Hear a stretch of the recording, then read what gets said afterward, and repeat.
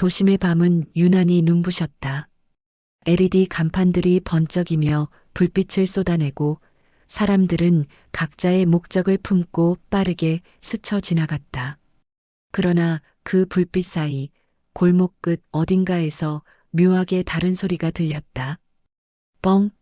한순간 공기까지 진동했다. 잠시 후엔 구수한 향기가 바람을 타고 번졌다. 민수는 퇴근길이었다. 회색 슈트를 입은 채 이어폰을 꽂고 스마트폰으로 메신저 알림을 확인하던 중이었다. 하지만 그 소리에 걸음을 멈췄다. 아스팔트 냄새 대신 피밥 냄새가 스며들었다. 그는 무심코 고개를 들었다.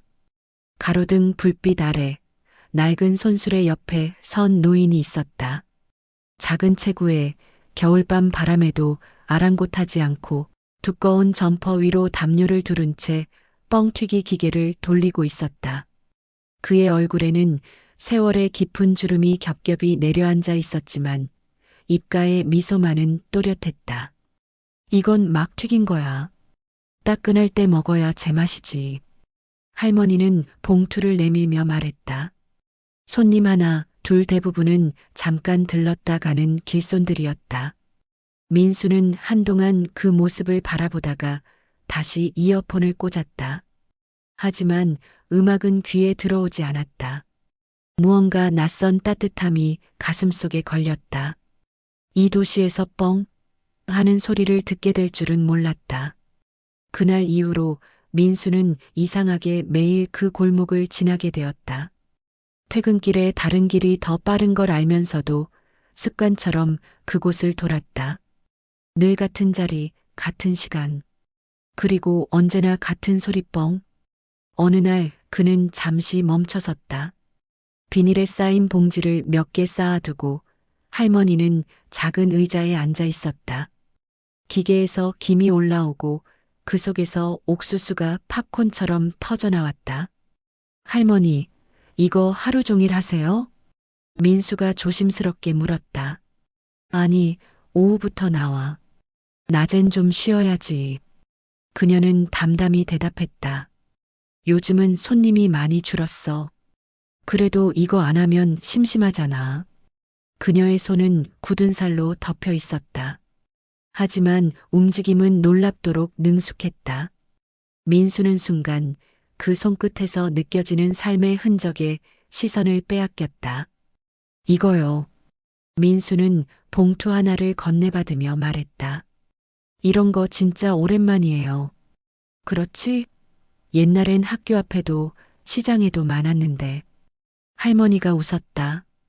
요즘 사람들은 다 바쁘니까. 근데 말이야, 이 소리 듣고 웃는 사람 보면 그게 그렇게 좋아. 민수는 고개를 끄덕였다. 그 말이 왠지 마음속을 두드렸다. 할머니는 잠시 손을 멈추더니 멀리 번화가 쪽을 바라보았다. 저기 불빛 많은 데보다 여기가 내 자리야. 시끄럽고 춥고 그래도 사람들 얼굴이 보이거든. 그녀의 눈가에는 피곤함 대신 묘한 평온이 있었다. 민수는 봉투를 받아들며 인사했다. 내일도 나오세요? 그럼. 나 이 자리 15년째야. 내일도 뻥. 소리 나면 또 지나가 봐. 민수는 웃으며 고개를 숙였다. 돌아서 걸어가던 그의 귓가에 다시 그 소리가 울렸다. 뻥. 그 소리는 도시의 소음과 뒤섞여도 이상하게 또렷했다. 민수는 알 수 없었다. 그냥 평범한 뻥튀기 소리인데 왜 이렇게 따뜻하게 들리는지. 그날 밤 민수는 잠들기 전 창밖을 보며 생각했다. 그 할머니는 대체 왜 아직 그 자리에 계실까? 그 질문이 마음 한구석에 오래 남았다. 다음 날 아침 민수는 문득 어릴 적 기억이 떠올랐다. 학교 앞에서 뻥튀기를 팔던 남루한 술에 그 앞에 서 있던 한 노인. 아버지가 사주시던 그 맛. 기억의 조각이 서서히 피어올랐다. 그리고 그 순간 그는 깨달았다. 그 뻥튀기 소리엔 단순한 간식 냄새가 아니라 잃어버린 시간의 냄새가 섞여 있었다는 걸. 그날 이후 민수의 하루는 늘 그 소리로 끝났다. 그리고 그 소리는 아주 천천히 그의 인생 안으로 스며들고 있었다. 1987년 충청도 한 시골 마을. 논두렁 끝에는 각 길어진 벼의 초록빛이 반짝였다. 여름이 채 가시지 않은 오후 한켠에서 경쾌한 소리가 들렸다. 뻥. 마을 아이들이 놀라며 웃었다. 또 터졌다. 우리 집도 좀 줘요, 아주머니. 그 소리의 주인공은 젊은 여인 박영순이었다. 당시 33. 얼굴은 땀에 젖어 있었지만 웃음만큼은 누구보다 환했다. 옆에는 수레 위에 낡은 뻥튀기 기계를 돌리던 남편 이태수가 있었다. 여보, 이거 한번 봐. 이번엔 진짜 잘 됐어. 태수는 웃으며 한 줌 집어들었다. 봐봐, 이게 금방 만든 거야. 설탕 딱 묻혀서 입안에 톡 터지는 맛이야. 영수는 그걸 받아 한 입 베어 물었다. 응, 고소하네. 오늘은 딱 맞았어. 둘은 서로를 보며 잠시 웃었다. 그때까지만 해도 세상은 단순했다. 새벽에 장에 나가 옥수수를 사고, 낮에는 마을을 돌며 장사를 하고, 저녁에는 아이 셋을 끼고 고구마를 구워 먹었다. 삶은 고단했지만 따뜻했다. 우리도 언젠간 가게 하나 내자. 태수는 종종 그렇게 말했다. 이제 수레 말고 간판 있는 가게. 아이들이 학교 마치면 와서 숙제하고 옆에서 티밥 굴리고. 영수는 그 말이 좋았다. 그래서 힘들어도 웃을 수 있었다. 하지만 그 웃음이 오래가지 않았다. 그해 겨울 태수가 일하던 공장에서 사고가 났다. 그는 돌아오지 않았다. 세상이 갑자기 멈춘 것 같았다. 눈발이 내리던 그날 밤 영수는 낡은 수레 앞에 주저앉아 울었다. 이거 이제 어쩌면 좋아. 어린아이 셋은 그녀를 바라보며 울지도 못했다. 둘째는 옆에서 기계를 붙잡았다. 엄마, 이건 아빠 거잖아. 팔면 안 돼. 영수는 그 말을 듣고 고개를 들었다. 낡은 기계 위엔 태수의 손때가 묻어 있었다. 기름 자국, 스크래치, 손잡이의 스민 냄새까지. 그녀는 그 순간 그것을 팔 수 없다는 걸 깨달았다. 며칠 뒤 장터 입구에 다시 뻥 소리가 울렸다. 영순이었다. 사람들은 놀라며 물었다. 아니, 아직 장사해요? 그녀는 고개를 끄덕였다. 해야죠. 안 하면 사라지는 게 아니니까. 그날 이후 그녀는 혼자서 수레를 끌었다. 겨울이 깊어 눈이 쌓여도 아이 셋의 도시락값과 교복값을 마련하기 위해 그녀는 새벽마다 손수레를 밀었다. 기계는 점점 낡아갔지만 그 소리만은 변하지 않았다. 뻥. 그건 이제 남편의 목소리 같았다. 밤이면 잠든 아이들 곁에서 영수는 속삭였다. 태수 씨, 나 잘하고 있지? 당신이 하던 대로 나도 뻥튀기 잘 터트리고 있어. 그 말 끝에 눈물이 베개에 고였다. 시간은 흘렀다. 아이들은 자라났고 마을은 조금씩 변했다. 버스가 자주 다니고 슈퍼가 들어섰다. 하지만 그 골목에는 여전히 낡은 뻥튀기 수레가 있었다. 그 수레는 이제 영순의 생존이자 추억의 유일한 증거였다. 1993년 봄 서울로 상경한 그녀는 그 수레를 트럭에 실었다. 도시의 새벽 공기 속에서도 기계는 여전히 묵직한 존재감을 풍겼다.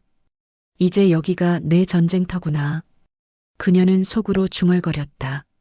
그녀의 도시살이는 그렇게 시작됐다. 한때 두 사람이 웃으며 돌리던 그 기계는 이제 혼자서 감당해야 할 인생의 무게가 되었다. 하지만 그 소리는 여전히 울렸다. 새벽의 공터에서도 시장 골목에서도 뻥. 그 소리만큼은 남편이 아직 세상 어딘가에 있다는 신호처럼 느껴졌다. 서울 1990년대 초 새벽 공기는 냉철했다. 버스 정류장 앞에서 하얀 김이 뿜어져 나왔고 길 위에는 신문 배달 오토바이 소리만 덜컥덜컥 울렸다. 그 속을 밀고 나가는 그림자가 있었다. 손수레, 담요, 그리고 그 위에 낡은 뻥튀기 기계. 손수레를 끄는 이는 박영순. 이제 40에 접어든 나이였다. 이놈의 서울 공기는 왜 이렇게 차냐? 그녀는 숨을 몰아쉬며 중얼거렸다. 두 손에 낀 장갑은 오래전에 닳아 손가락 끝이 드러났고 겨울바람은 그 틈새로 스며들어 뼈를 때렸다. 그녀는 도심 변두리의 재래시장 근처에서 장사를 시작했다. 새벽 4시 상인들이 속속 들어오고 철문이 열릴 때마다 형광등 불빛이 하나씩 켜졌다. 박 아주머니, 오늘도 일찍 나왔네. 옆 떡집 주인이 인사를 건넸다. 네, 이 기계는 말썽쟁이라 일찍 달궈야 해요. 영수는 웃으며 대꾸했다. 그녀의 하루는 늘 같았다. 새벽엔 장사를 준비하고 오전엔 시장 근처를 돌며 뻥튀기를 팔고 낮엔 근처 식당에서 설거지 아르바이트를 했다. 하루를 2번 사는 셈이었다. 점심시간이 되면 잠깐 벽돌더미 위에 앉아 도시락을 꺼냈다. 찬밥에 김치, 멸치볶음 한 숟가락. 그걸 먹으며 사람들을 바라봤다. 가게 앞을 지나치는 수많은 사람들, 누군가는 출근, 누군가는 배달, 누군가는 그냥 흘러갔다. 그녀는 문득 생각했다. 이 도시엔 정말 많은 사람이 사는데 이 많은 사람 중 누가 나를 기억할까? 하지만 곧 웃으며 도시락을 덮었다. 기억 안 해도 괜찮지. 살아있으면 되는 거야. 저녁 무렵이 되면 그녀는 시장 한켠에 뻥튀기 수레를 세워놓고 마지막 장사를 했다. 그날의 매상은 많지 않았지만 손에 남은 동전 몇 개를 쥐며 마음속으로 계산했다. 이걸로 막내 도시락은 되겠네. 내일은 큰애 신발 사야 하고. 밤이 되어 집으로 돌아가는 길, 그녀는 고개를 들어 하늘을 봤다. 서울의 하늘엔 별이 보이지 않았다. 그 대신 수많은 아파트 불빛이 반짝였다. 그녀는 작은 목소리로 중얼거렸다.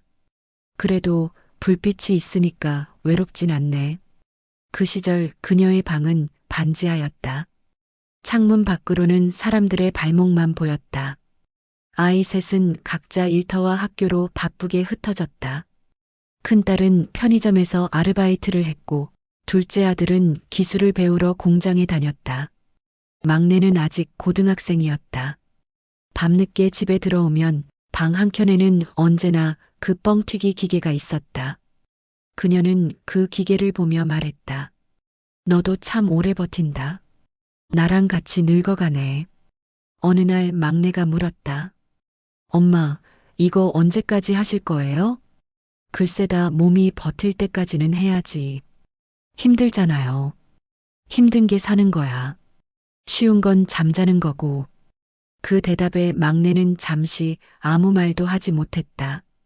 그리고 그날 이후 가끔 엄마를 도와 시장까지 나섰다. 봄이 왔다. 그녀는 새벽 공기를 맡으며 손수레를 끌었다. 시장 입구에서 아이가 뛰어오더니 외쳤다. 할머니, 이거 터뜨려 주세요. 영수는 웃으며 말했다. 그래, 오늘은 내가 첫 손님이네. 뻥. 기계가 터지자 아이는 환호성을 질렀다. 그 소리가 시장에 울려 퍼졌다. 잠시 동안 새벽의 피로가 씻겨 내려갔다. 그녀는 그 순간 삶이란 게 참 단순하다고 느꼈다. 누군가 웃으면 그것만으로 하루는 버틸만하다고. 그렇게 수십 년이 흘렀다. 아이들은 모두 제갈 길을 가고 시장 상인들도 세대가 바뀌었다. 하지만 여전히 그 자리에선 한 여인의 손끝에서 뻥 하는 소리가 터지고 있었다. 서울의 밤은 여전히 눈부셨다. LED 간판이 거리를 물들이고 버스 정류장마다 인파가 몰렸다. 그리고 그 한켠 여전히 같은 자리에 작은 뻥튀기 수레가 있었다. 뻥. 사람들이 지나가며 잠깐 놀란 듯 고개를 돌렸다가 곧 아무 일 없다는 듯 걸음을 재촉했다. 하지만 몇몇은 그 소리에 미소를 지었다. 그날도 민수는 그 골목을 지났다. 퇴근 후 회사 메신저 알림을 끄고 무심히 수레 앞에 서 있었다. 오늘은 좀 늦으셨네요. 할머니가 먼저 말을 걸었다. 네, 회식이 있었어요. 그럼 더 힘들었겠네. 자, 이건 오늘 첫 판이야. 제일 고소해. 민수는 봉투를 받으며 웃었다. 할머니는 하루도 안 쉬세요? 응. 내가 쉬면 이 기계가 심심하잖아. 할머니는 농담처럼 말했지만 그 눈빛엔 진심이 스며 있었다. 그녀는 수레 옆에 놓인 낡은 나무 의자에 앉았다. 무릎에는 담요가 덮여 있었다. 바람은 차가웠지만 표정은 고요했다. 이 근처엔 사람들이 참 많죠? 민수가 말을 건넸다. 그래. 다들 바빠. 근데 웃는 사람은 별로 없어. 그녀는 손수레의 기계를 만지작거리며 말했다. 그래도 이 소리 들으면 잠깐 멈추는 사람이 있어. 그게 참 고맙더라. 그 말에 민수는 잠시 침묵했다. 도시에서 멈춘다는 건 드문 일이었다. 늘 급하고 늘 앞만 보는 사람들 사이에서 이 노인은 멈춰 있는 존재였다. 그러나 이상하게도 그 정지된 자리엔 묘한 온기가 있었다. 애들이 오면 좋아해요. 터지는 거 보면 깔깔거리고. 할머니는 한쪽 눈을 가늘게 뜨며 말했다. 그런데 요즘은 부모들이 빨리 가자고 잡아끄니까 애들도 제대로 못 웃어. 세상이 너무 바빠졌어.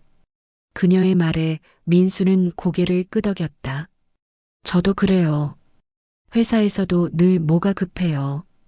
근데 퇴근길에 여기 오면 좀 느긋해져요. 할머니는 잠시 민수를 바라봤다. 그럼 됐지. 내가 그거면 됐어. 그녀의 미소는 담담했지만 어쩐지 뭉클했다. 그때 어린 남매가 엄마 손을 잡고 다가왔다. 엄마, 이거 소리 나는 거야? 응, 옛날 간식이야. 할머니한테 잘 부탁드려.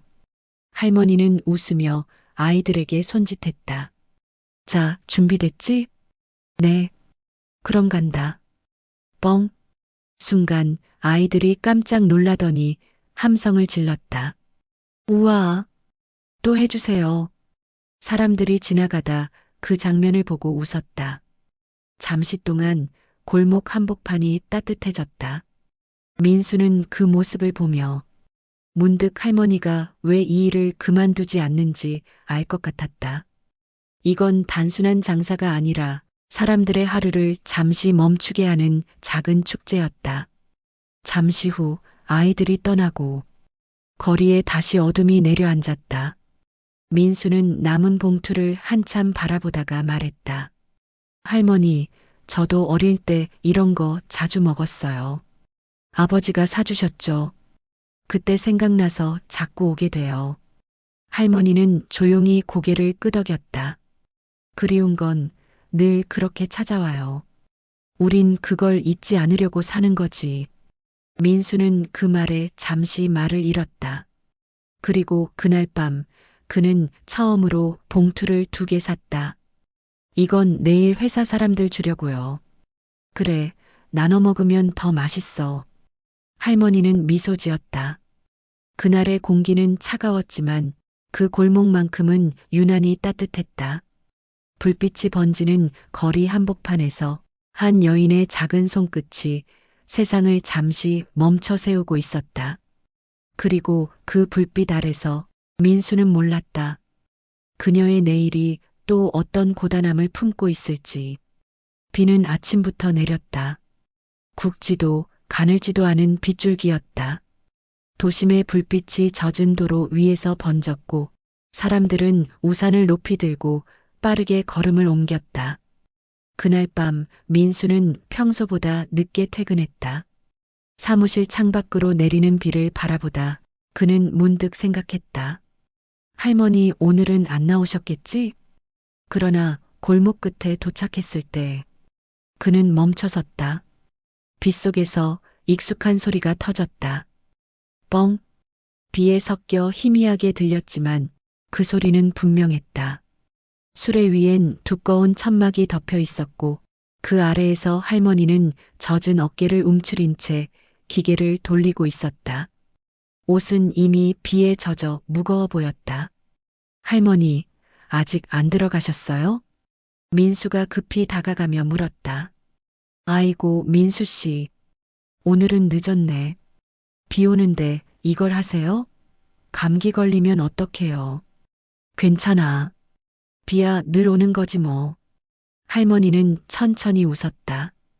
이 기계는 비 오면 더 잘 터져. 습기가 좋아서. 민수는 우산을 펴서 그녀 위로 씌웠다. 그만하시고 들어가세요. 안 돼. 아직 봉투 2개 남았어. 그건 제가 살게요. 아니, 그건 장사 끝이야. 내 규칙이 있어. 그녀는 기계를 멈추고 천천히 손수건으로 얼굴에 빗방울을 닦았다. 손수건은 이미 축축했다. 그녀의 손이 살짝 떨리는 걸 민수가 눈치챘다. 손 시려우시죠? 응, 이제 좀 덜해. 근데 이상하지? 이렇게 비 오는 날엔 옛날 생각이 나. 그녀는 빗방울을 바라보며 말했다. 남편이 떠난 날도 비가 왔거든. 그날 기계를 팔까 하다가 못 팔았지. 민수는 아무 말도 할 수 없었다. 빗소리가 두 사람 사이를 가득 채웠다. 그녀의 목소리는 담담했지만 그 안엔 오랜 세월이 녹아 있었다. 이 기계는 참 희한해. 누굴 떠올리게 만들고 또 그리움을 지워주기도 해. 그녀는 고개를 들어 하늘을 봤다. 오늘 같은 날이면 그 사람 생각이 나서 나와야 돼. 안 그러면 그 소리를 못 듣잖아. 그녀의 눈동자엔 비와 불빛이 뒤섞여 반짝였다. 민수는 가슴이 먹먹했다. 그는 조용히 자신의 커피 컵을 건넸다. 따뜻한 거 좀 드세요. 할머니는 놀란 듯 그를 바라봤다가 천천히 컵을 받아들었다. 고맙네. 요즘은 이런 말이 참 귀해. 당연한 거예요. 비 오는 날엔 따뜻해야죠.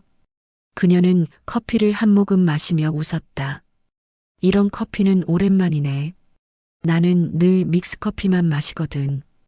그럼 다음엔 제가 따뜻한 거 사올게요. 그래. 그럼 약속한 거다. 민수는 고개를 끄덕였다. 네. 약속이에요. 비는 여전히 내리고 있었지만 그 순간만큼은 이상하게 따뜻했다. 수레 위에서 김이 피어올랐고 그 사이로 도시의 불빛이 비쳤다. 잠시 후 그녀는 기계를 닫으며 말했다. 이젠 들어가야겠다. 내일 또 봐야지. 집은 멀어요? 여기서 2정거장. 걸으면 30분. 그럼 제가 모셔다 드릴게요. 됐다. 내가 이렇게 오래 살아도 이 다리로 다녔어. 오늘도 걷는 게 내 몫이지. 그녀는 천천히 수레를 끌었다. 민수는 멀리서 그 모습을 지켜봤다. 등이 비에 젖고 걸음은 느렸지만 그 발걸음엔 묘한 단단함이 있었다.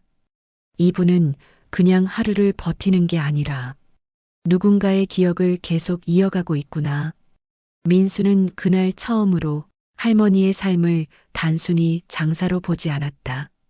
그건 그리움으로 세운 작은 재단이었고 비 오는 밤에도 꺼지지 않는 한 줄기 불빛이었다. 이틀째 그 자리에 아무도 없었다. 골목은 여전히 불빛으로 가득했지만 그 불빛 아래에 있어야 할 수레는 사라져 있었다. 민수는 퇴근길에 무심히 그곳을 지났다가 발걸음을 멈췄다. 어라? 늘 들리던 뻥 소리도 그 특유의 고소한 냄새도 없었다. 수레가 있던 자리엔 작은 타원형 자국만 남아 있었다. 아마 비가 온 날 그 바퀴가 눌렸던 흔적이겠지. 민수는 주변을 두리번거렸다. 노점 상인 몇 명에게 물었지만 모두 고개를 저었다. 아, 그 뻥튀기 할머니요? 요 며칠 안 보이던데요. 몸이 안 좋으신가? 짧은 대답이었지만 그 말이 이상하게 마음에 걸렸다. 그날 밤 민수는 집으로 돌아와서도 쉽게 잠들지 못했다. 작은 커피잔 위로 떨어지는 물방울 소리가 어째 그날의 빗소리와 겹쳐 들렸다. 그는 문득 휴대폰을 켜 지도 앱을 열었다. 동노점 뻥튀기 할머니. 검색창에 그렇게 쳤지만 결과는 아무것도 나오지 않았다. 다음 날도 또 그 다음 날도 그 자리는 비어 있었다. 수레가 있던 자리를 가로질러 사람들이 무심히 걸어가고 젊은 커플이 사진을 찍으며 웃었다. 하지만 민수는 그 장면이 왠지 낯설게 느껴졌다. 그는 벤치에 앉아 손에 쥔 뻥튀기 봉투를 꺼냈다. 며칠 전 사두었던 마지막 봉투였다. 봉투는 조금 눅눅해졌지만 그 안의 냄새는 여전했다. 그는 조용히 하나를 꺼내 입에 넣었다. 달지도 짜지도 않은 그 맛. 어쩐지 그 단순한 맛이 가슴 깊은 곳을 울렸다. 이건 그냥 간식이 아니었구나. 이건 그 사람이 하루를 버티게 만든 의식이었구나. 민수는 그제야 깨달았다. 그녀가 매일 그 자리에 나왔던 건 단순히 돈 때문이 아니었다. 누군가의 기억을 지키기 위한 일이었고 그 기억을 나누는 일이기도 했다. 그는 마음속으로 중얼거렸다. 그냥 괜찮으셨으면 좋겠다. 그날 밤 민수는 회사 메신저 프로필 문구를 바꿨다. 누군가의 하루는 누군가의 추억 위에서 피어난다. 그 말은 누가 보지 않아도 상관없었다. 그저 자신이 잊지 않기 위해서였다. 며칠 뒤 그는 다시 그 골목으로 향했다. 이번엔 일부러 조금 더 일찍 나왔다. 아직 해가 완전히 지지 않은 시간. 그 자리는 여전히 비어 있었지만 바닥 한켠에서 이상한 걸 발견했다. 작은 쪽지 한 장이 벽돌 사이에 끼워져 있었다. 비에 젖어 글씨가 번져 있었지만 겨우 읽을 수 있었다. 잠시 쉬러 갑니다. 곧 다시 돌아올게요. 영순 올림. 그 순간 민수는 묘하게 안도했다. 살아있다는 것, 다시 돌아올 거라는 그 짧은 문장이 이상할 정도로 따뜻했다. 그는 그 쪽지를 조심스레 접어 지갑 속에 넣었다. 아무도 모르게 그녀의 삶의 한 조각을 품은 채. 그리고 그날 밤 민수는 창문을 열고 도시의 불빛을 바라봤다. 다시 돌아오세요, 할머니.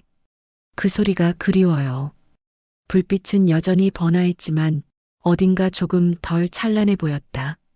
그 자리에 없다는 사실 하나가 이 도시를 다르게 만들었다. 봄이 왔다.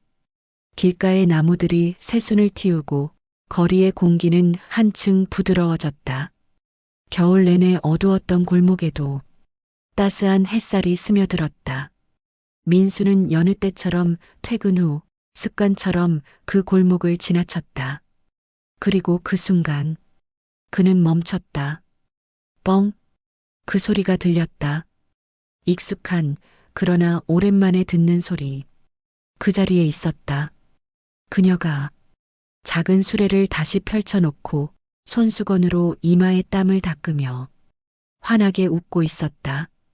민수는 그 자리에서 마치 꿈을 보는 듯 멍하니 섰다. 그리고 천천히 다가가며 말했다.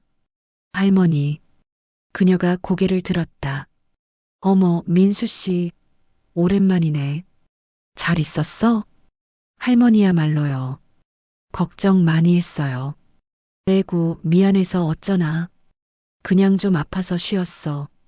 병원도 다녀오고. 많이 아프셨어요? 응. 무릎이랑 허리가 말썽이었지. 그래도 이제 괜찮아. 걷는 건 아직 좀 느리지만. 그녀는 천천히 수레를 밀며 웃었다. 그동안 이 자리가 텅 비었더라. 사람들이 지나가며 물어봤어. 그 할머니 어디 갔냐고. 나 없으면 여기가 좀 허전했나 봐. 민수는 고개를 끄덕였다. 정말 그랬어요. 여기 지나갈 때마다 뭔가 빠진 느낌이었거든요. 그래, 그럼 됐네. 사람이 자리를 비우면 그 빈자리를 누군가가 기억해 주는 게 참 고맙더라. 그녀는 천천히 기계를 돌리기 시작했다. 오늘은 첫날이라 기계가 좀 굳었어. 그래도 금방 익숙해질 거야. 뻥. 고소한 냄새가 퍼지며 사람들이 하나둘 모여들었다. 할머니는 여전히 능숙했다. 하지만 예전보다 손이 조금 느렸다. 민수는 수레 옆에 놓인 작은 의자를 꺼냈다. 할머니, 제가 도와드릴게요. 아니야, 됐어. 이건 내일이야. 괜찮아요. 그냥 옆에서 지켜볼게요. 그녀는 잠시 그를 바라보다가 조용히 웃었다. 그럼 그래. 같이 있어주는 것도 고마운 일이지.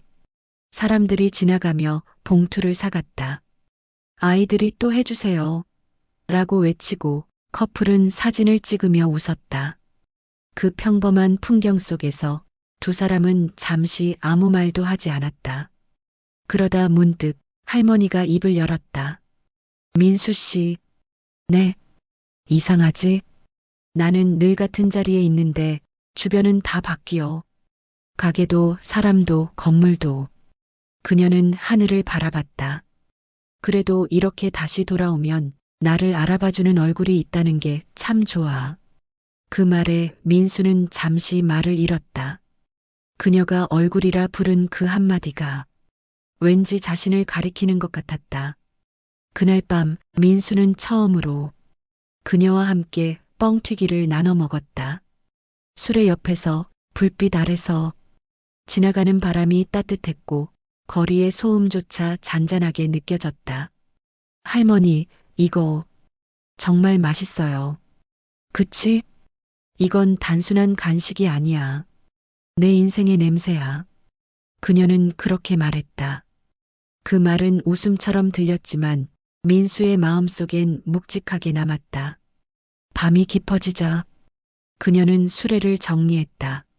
민수는 수레 끄는 걸 도우며 물었다. 이제 건강은 괜찮으신 거죠? 응, 의사가 그러더라. 무리만 안 하면 오래 산대. 그녀는 웃으며 덧붙였다. 그러니까 내가 내일도 나와야지. 민수는 수레가 골목 모퉁이를 돌아 사라질 때까지 서 있었다. 그녀의 발자국 소리가 멀어질수록 이상하게 마음 한켠이 따뜻해졌다. 그는 속으로 되뇌었다. 돌아온 게 그냥 기쁜 게 아니라 이 자리에 여전히 있다는 게 기쁜 거구나. 그날 밤 그는 집에 돌아와 지갑 속 쪽지를 꺼냈다. 잠시 쉬러 갑니다. 곧 다시 돌아올게요. 그는 그 문장을 다시 읽고 천천히 미소 지었다. 그 약속은 지켜졌다. 가을이 다시 왔다. 낙엽이 바람에 쓸려다니고 공기는 조금씩 차가워졌다. 민수는 퇴근 후 늘 그랬듯 그 골목을 향해 걸었다. 뻥. 그 소리를 들을 수 있을까 하는 기대가 여전히 발걸음을 이끌었다. 하지만 그날 골목은 유난히 조용했다. 수레가 있던 자리에 이번엔 아무 흔적도 남아있지 않았다. 마치 오랫동안 그곳에 아무도 없었던 것처럼. 민수는 주변을 돌아봤다. 늘 보이던 천막도 의자도 없었다. 대신 수레가 서 있던 자리 옆 벽면에 흰 종이 한 장이 붙어 있었다. 뻥튀기 할머니, 그동안 고마웠어요. 좋은 곳에서 편히 쉬세요. 짧은 문장. 그리고 종이 아래에는 작은 국화 한 송이가 놓여 있었다. 민수는 그 자리에 그대로 서 있었다. 누가 붙였는지 알 수 없는 쪽지였지만 그 한 문장으로 모든 걸 알 수 있었다. 그는 천천히 눈을 감았다. 할머니의 웃음소리, 뻥튀기 터지는 소리, 아이들이 깔깔대던 웃음, 그리고 비 오는 날의 커피 향까지 모든 게 한꺼번에 떠올랐다. 그분이 정말 같구나. 민수는 주머니 속에서 지갑을 꺼냈다. 그 안엔 아직도 그 쪽지가 있었다. 잠시 쉬러 갑니다. 곧 다시 돌아올게요. 그는 그 문장을 천천히 바라보다 입가에 미소를 지었다. 정말 약속 지키셨네요. 다시 돌아오셨다가 이제 정말 쉬러 가셨군요. 그는 쪽지를 조심히 접어 다시 지갑 속에 넣었다. 그리고 잠시 그 자리에 그대로 서 있었다. 바람이 불었다. 골목 끝에서 낙엽이 흩날렸고 어디선가 고소한 냄새가 스쳤다. 마치 그녀가 바로 곁에 있는 듯 했다. 그날 이후 민수는 매년 같은 날 그 골목을 찾았다. 처음엔 혼자였지만 어느 해부터는 동료 한 명이 또 어느 해에는 어린 조카가 함께 왔다. 그는 아이에게 말했다. 옛날에 이 자리에서 뻥튀기를 파시던 할머니가 계셨단다. 이 소리를 들으면 사람들이 잠시 멈췄어. 그게 참 좋았거든. 아이의 눈이 반짝였다. 그럼 지금은 왜 안 와요? 이제 쉬러 가셨어. 근데 말이야, 그분이 남긴 소리는 여전히 있어. 어디요? 우리 마음속에. 그때 바람이 불었고 멀리서 희미하게 들렸다. 뻥. 아이의 눈이 커졌다. 삼촌, 지금 들었어요? 민수는 미소를 지었다. 응, 나도 들었어. 그건 아마 착각일지도 모른다. 하지만 그 순간 그 골목은 다시 따뜻해졌다. 불빛이 번지는 밤 그 자리를 지나던 사람들은 잠시 걸음을 멈췄다. 누군가는 향수를 느꼈고 누군가는 그리움을 떠올렸다.